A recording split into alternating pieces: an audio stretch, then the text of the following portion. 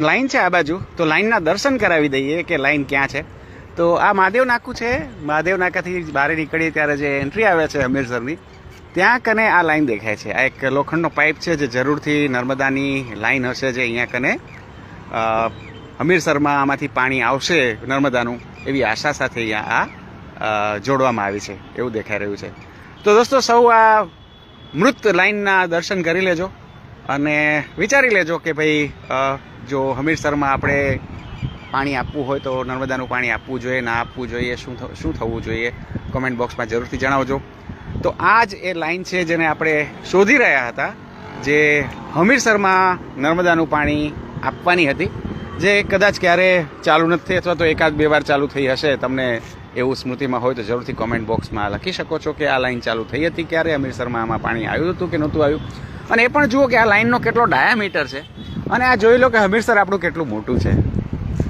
જોઈને એવું લાગે છે કે આ તુતેડીથી હમીરસર કેદી ભરાવાનું હતું, આનાથી કેદી ભરાય. હમીરસરનો જે નાનો બંધ છે જોઈ લો, એની કેટલી આવ છે, બધાને ખબર છે પેલી બાજુ નાનો બંધ છે.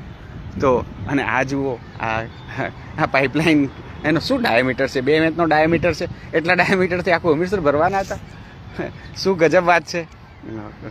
ખબર નહીં કેવી રીતના ભરવાની વ્યવસ્થા થઈ હશે, કે કયા એન્જિનિયરે એવી કેલ્ક્યુલેશન મારી હશે કે ભાઈ આ જે પાઇપ છે એમાંથી પાણી ચાલુ રહેશે તો હમીરસર ભરાઈ જશે.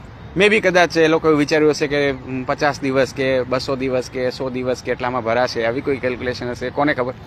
પણ ટૂંકમાં એ કામ થયું નથી. હમીરસર ભરવાનું કામ થયું નથી.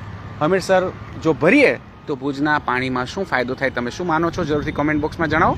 અને આ લાઈનનું દર્શન ભુજના દરેક નાગરિકને કરાવી દો, જેથી એમને પણ એ વાતની ખબર પડે કે ભાઈ એકવાર આ હમીરસર ભરવાની વાત હતી જે પૂરી થઈ નથી, બરાબર. અને એટલે હવે આપણે આનું શું કરવું જોઈએ તે વિશે આપણે વિચાર કરવો જોઈએ. Thank you so much. જય હિન્દ.